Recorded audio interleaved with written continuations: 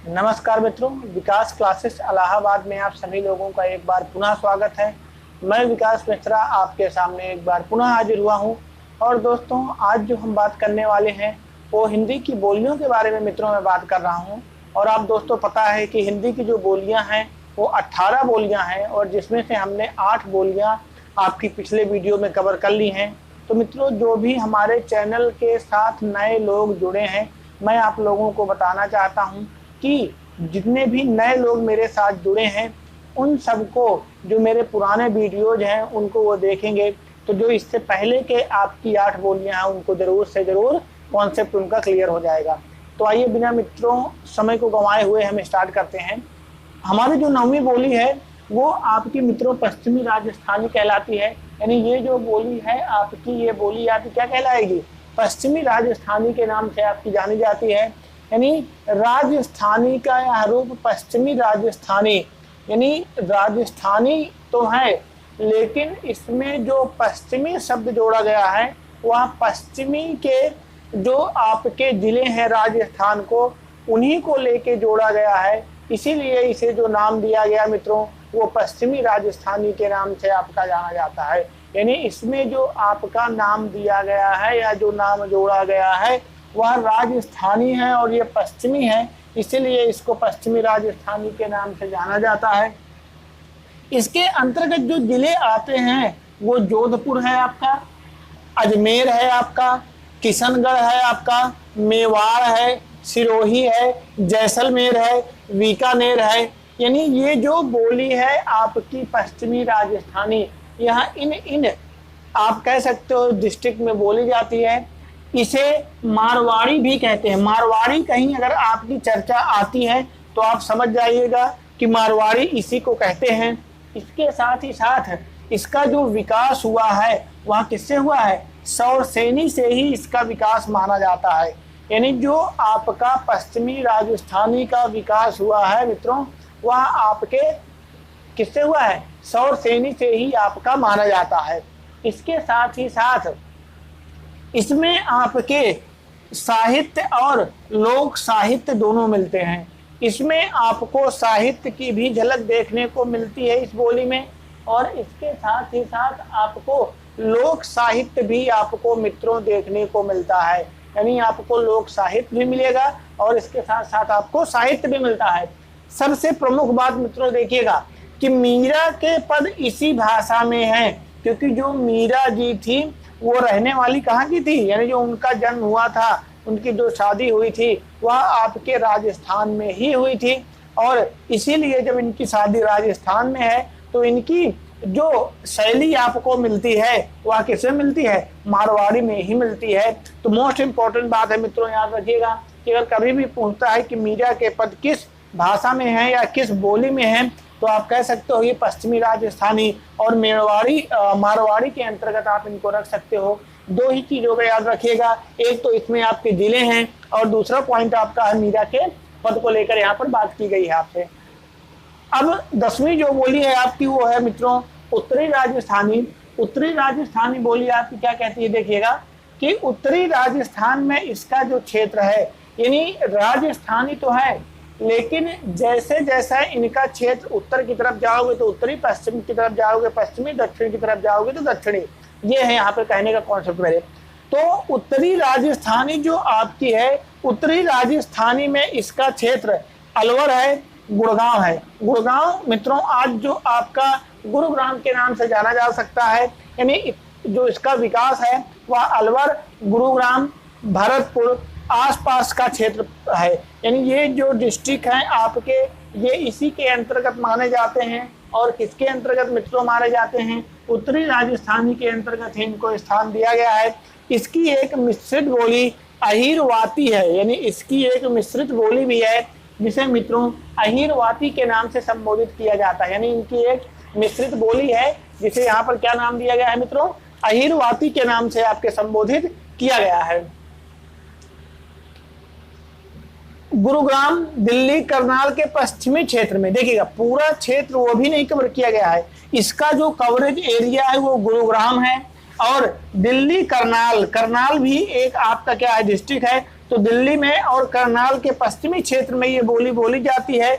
और इसका भी जो मित्रों उद्भव आपको देखने को मिलता है वह आपके सौरसेनी अपभ्रंश से ही माना जाता है। यानी इसका उद्भव जो आपको मित्रों देखने को मिलता है वह किससे माना जाता है? सौरसेनी अपभ्रंश से ही इसका उद्भव माना जाता है। यानी जो इसका उद्भव कहाँ से है मित्रों? सौरसेनी अपभ्रंश से माना जाता है। 11वीं आपकी बोली जो मानी जाती है वो पूर्वी राजस्थानी है। राजस्थान के पूर्वी भाग में, यानी राजस्थान के पूर्वी भाग में जयपुर, अजमेर, किशनगढ़ आदि में बोली जाती है। यानी यह जो बोली है आपकी वह जयपुर में, अजमेर में, किशनगढ़ आदि में बोली जाती है। और इसकी जो सहायक बोली है मित्रों वो जयपुरी है। इसमें यही कॉन्सेप्ट आपका मुख्य है कि कभी कभी आपका सीधे शब्दों में पूछ लेता है कि जयपुरी किसकी सहायक बोली है। अगर कभी भी आपसे क्वेश्चन करे कि जयपुर सहायक बोली किसकी है मित्रों, तो आपको पता होना चाहिए पूर्वी राजस्थानी की है, जिसे ढूंढाड़ी भी कहते हैं। यानी इसी जयपुरी को जो एक नाम और से संबोधित किया जाता है मित्रों, उसे ढूंढाड़ी के नाम से भी जाना जाता है। यानी क्या कहते हैं? ढूंढाड़ी भी कहते हैं। और इसका जो विकास हुआ है वह आपके सौरसेनी अपभ्रंश से हुआ है। यानी इसका भी जो आपका पश्चिमी राजस्थानी का पूर्वी राजस्थानी का जो विकास आपका माना जाता है वह आपके इसी से माना जाता है। किससे? सौरसेनी अपभ्रंश से ही माना जाता है। यानी चाहे पश्चिमी की बात करूं मैं, चाहे उत्तरी की बात करूं, चाहे पूर्वी की बात करूं, इन सब का जो विकास आपको देखने को मित्रों मिला है वह सौरसेनी अपभ्रंश के ही अंतर्गत आपको देखने को मिलता है। यानी इनका विकास जो मुख्य रूप से है वह आपके सौरसेनी से ही माना जाता है। और इसमें जो आपको मिलते हैं मित्रों वो सिर्फ और सिर्फ आपको क्या मिलता है? लोक साहित्य। यानी इसमें जो आपको देखने को मिलता है वह क्या मिल रहा है मित्रों? लोक साहित्य देखने को मिलता है। तो ये मित्रों आपको अच्छी तरह से कॉन्सेप्ट ये क्लियर हो गया होगा, पश्चिमी का, उत्तरी का, पूर्वी का। और मित्रों आइए अब देखते हैं दक्षिणी राजस्थानी आपकी बोली क्या है। तो दक्षिणी राजस्थानी के बारे में आइए यहाँ पर चर्चा करता हूँ कि दक्षिणी राजस्थानी जो आपकी बोली है वो कौन सी है। देखिएगा मित्रों, 12वीं जो आपकी है वो दक्षिणी राजस्थानी है। दक्षिणी राजस्थानी आपकी जो बोली जाती है वह आपका जो एरिया कवर होता है वो आपका इंदौर है, उज्जैन है, देवास है, रतलाम है, भोपाल का क्षेत्र है। यानी जो आपके दक्षिणी राजस्थानी का क्षेत्र माना जाता है मित्रों वह आपका इंदौर का एरिया, उज्जैन का, देवास का और रतलाम भोपाल का क्षेत्र आपका माना जाता है। सौरसेनी अपभ्रंश से ही इसका विकास है। यानी जो आपकी दक्षिणी राजस्थानी है इसका जो विकास हुआ है मित्रों वह सौरसेनी अपभ्रंश से ही माना जाता है। इस बोली में साहित्य तथा पर्याप्त मात्रा में लोक साहित्य है। इसमें भी आपको साहित्य जो है वो थोड़े से कम मिलते हैं, लेकिन पर्याप्त मात्रा में आपके लोक साहित्य है। इसमें आपको साहित्य कम मिल सकते हैं, लेकिन जो आपको लोक साहित्य मिलते हैं मित्रों वो आपको पर्याप्त मात्रा में मिलते हैं। अगली आपकी है 13 नंबर जो है पश्चिमी पहाड़ी। पश्चिमी पहाड़ी का जो क्षेत्र है वह मित्रों जांसौर, शिमला, मंडी, चंबा तथा आसपास का क्षेत्र है। यानी जो इसका पश्चिमी पहाड़ी का क्षेत्र है ये आपका जांसौर डिस्ट्रिक्ट है, शिमला है, मंडी और चंबा में माना जाता है। और इसका भी जो मित्रों विकास हुआ है वो सौरसेनी अपभ्रंश से हुआ है। और इसमें आपको सिर्फ और सिर्फ लोक साहित्य मिलते हैं। यानी इसमें आपको किसमें? पश्चिमी पहाड़ी में सिर्फ लोक साहित्य मिलेंगे, साहित्य आपको देखने को मित्रों नहीं मिलते हैं। अगला है आपका 14 नंबर मध्यवर्ती पहाड़ी। मध्यवर्ती पहाड़ी सौरसेनी से इसका विकास हुआ है। यानी मध्यवर्ती पहाड़ी की मैं बात करूंगा तो सौरसेनी से ही इसका विकास माना जाता है। और इसका क्षेत्र जो है गढ़वाल, कुमायूं, इसके साथ साथ दो ही क्षेत्र मुख्य रूप से हैं। देखिएगा, एक गढ़वाल है और दूसरा कुमायूं। और इसमें कुछ साहित्य तथा पर्याप्त मात्रा में लोक साहित्य हैं। इसमें आपको कुछ साहित्य मिल जाएंगे, लेकिन ज्यादा मात्रा में जो मिलते हैं वो लोक साहित्य ही आपको मित्रों देखने को मिलते हैं। 15 नंबर आपकी है कुलुई। देखिएगा, सौरसेनी से इसका विकास हुआ है आप जानते हैं। और इसका जो क्षेत्र है मित्रों बहुत सीमित है। कुल्लू यानी कुल्लू का अर्थ यहाँ पर कुल्लू और मनाली है, जहाँ पे लोग घूमने जाते हैं। तो इसका जो क्षेत्र है वह आपका कुल्लू का बहुत सीमित है, कुल्लू तथा मनाली ही है। और यह जो आपकी बोली जाती है यह बोली सौरसेनी से ही, इसका सौरसेनी अपभ्रंश से ही इसका विकास आपका मित्रों माना जाता है। अंतिम जो है 16 नंबर क्या है, मगही है। मगही मतलब मगध। मगही शब्द का अर्थ आप जानते हो क्या है आपका, मगध। मगध अगर देखा जाएगा तो हिस्ट्री में आपने पढ़ा है 16 महाजनपदों में से एक महाजनपद आपका मगध था, जो बहुत विशाल आपका माना जाता था। और आज के समय का अगर देखा जाएगा जो आपका मगध है वह बिहार राज्य में आपका काउंट होता है, यानी बिहार राज्य के अंतर्गत आपका माना जाता है। तो मगही क्या है, संस्कृत के मगध से विकसित हुआ है, यानी जो संस्कृत में आप मगध पढ़ते थे पहले हम लोग, वो मगध यहीं पर है आपका, और इसी से इसका नाम क्या पड़ा, मगही पड़ा। और इसका जो विकास हुआ है वह मागधी अपभ्रंश से हुआ। देखिएगा सौरसेनी, अभी तक हम लोगों ने जो पढ़ रहे थे वो सौरसेनी अपभ्रंश देख रहे थे, लेकिन इसीलिए मैंने इसको यहाँ पर ब्लैक से किया है कि आपको ये कॉन्सेप्ट क्लियर हो जाए कि इसका जो विकास हुआ है मित्रों वो आपका मागधी अपभ्रंश से हुआ है। यानी इसका जो विकास मुख्य रूप से हुआ है मित्रों वह किससे माना जाएगा, आपका मागधी अपभ्रंश से ही इसका विकास माना जाता है। और इसका जो क्षेत्र है मित्रों वह आपका पटना, गया, पलामू, हजारीबाग, मुंगेर, भागलपुर है। यानी इन डिस्ट्रिक्टों को ये क्या करती है, आपकी मगही कवर करती है, पटना, गया, पलामू, हजारीबाग, मुंगेर, भागलपुर। और इसमें आपके लोक साहित्य तथा ललित साहित्य मिलते हैं। इसमें मित्रों आपको लोक साहित्य तथा ललित साहित्य देखने को मिलते हैं। और मित्रों एक बात मैं आपको बताना चाहूँगा, जैसे ही बोलियों का दौर खत्म होगा हम लोग इनकी एक शॉर्ट ट्रिक भी पढ़ेंगे कि जैसे मध्यवर्ती पहाड़ी है, तो मध्यवर्ती पहाड़ी आप कैसे याद रखोगे कि इसका जो विकास हुआ है वह किससे हुआ है, और इसके साथ साथ इसका जो क्षेत्र है वह कहाँ तक कवर होता है। तो इसकी मैं आप लोगों को एक ट्रिक बताऊंगा।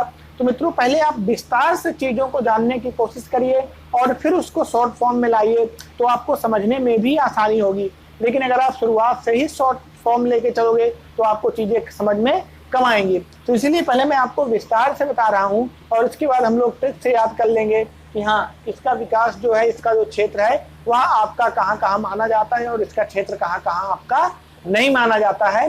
तो आइए अब दोस्तों जो अगली बात करते हैं वहाँ मैं बात करता हूँ भोजपुरी अभी आपकी बोली बची हुई है और इसके साथ ही साथ आपकी मैथिली भी बची हुई है। तो भोजपुरी क्या है और मैथिली क्या है, आइए देख।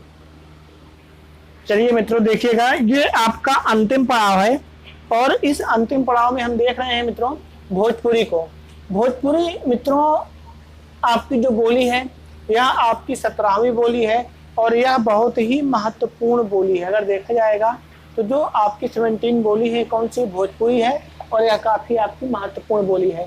बिहार में यानी भोजपुरी का अर्थ आपका बिहार से ही लगाया जाता है। बिहार के शाहाबाद जिले के, यानी बिहार में एक शाहाबाद जिला है जहाँ पे एक गांव है जिसका नाम भोजपुर है। तो भोजपुर नामक गांव से ही इसका जो नाम मित्रों पड़ा है वह नाम आपको भोजपुर जानने को मिलता है। यानी भोजपुर नाम होने के कारण जो शाहाबाद जिले में एक गांव है उसी के नाम से इसका भोजपुरी पड़ा। और इसका नाम जो इसका विकास है वह आपका मागधी अपभ्रंश से माना जाता है। यानी अगर मैं इसके विकास की बात करता हूं तो जो इसका विकास मुख्य रूप से माना जाता है वह आपके मागधी अपभ्रंश से हुआ है, वहीं से माना जाता है।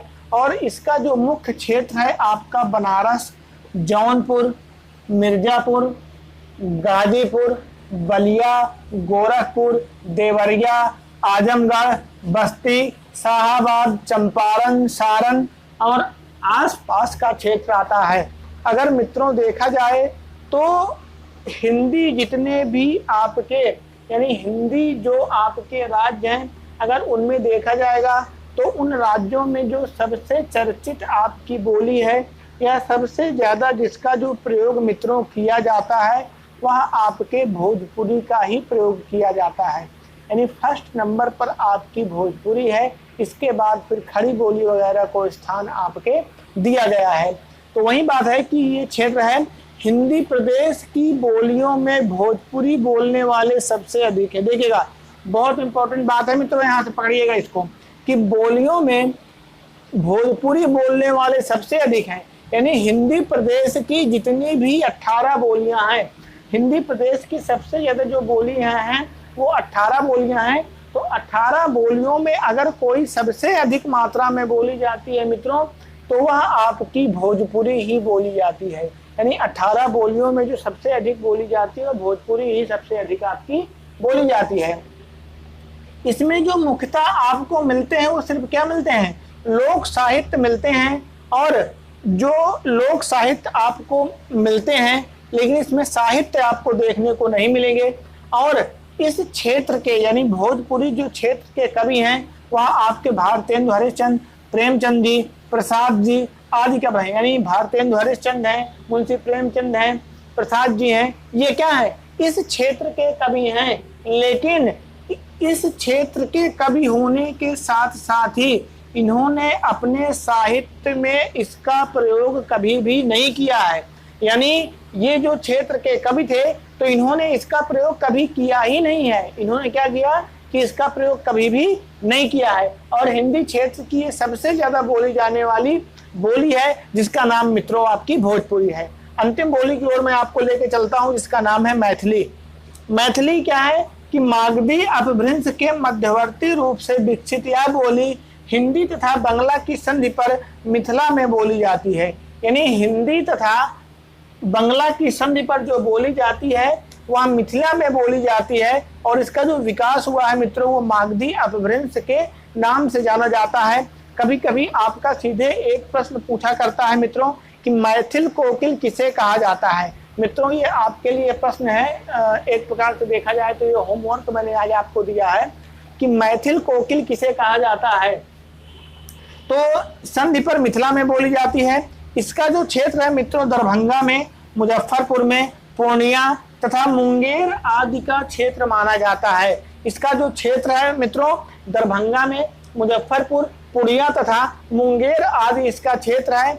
इसमें लोक साहित्य की दृष्टि से मैथिली बहुत संपन्न है।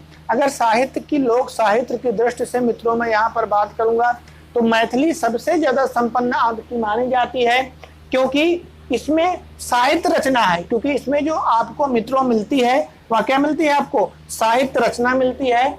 इसके जो रचनाकार हैं वो विद्यापति हैं, गोविंद दास हैं, रणजीत लाल हैं, हरिमोहन झा हैं, इसके प्रमुख साहित्यकार हैं। यानी इन साहित्यकारों ने मैथिली में क्या की है, रचनाएं की हैं। तो मित्रों आज से आपकी जो बोलियों का एक क्रम चल रहा था पिछले कुछ दिनों से वो खत्म हो गई है। 18 बोलियों का क्षेत्र मैंने आपको बता दिया है कि कौन सा क्षेत्र है कौन सा क्षेत्र नहीं है। इसकी एक शॉर्ट ट्रिक भी मैं आपके पास बहुत जल्द लेके आऊँगा। तो मित्रों आप मेरे चैनल को देखते रहिए और इसके साथ साथ सब्सक्राइब और लाइक जरूर करिए। तो हम लोग अब जो मिलेंगे एक नए अध्याय के साथ मिलेंगे अगली बार। तब तक के लिए धन्यवाद, नमस्कार मित्रों।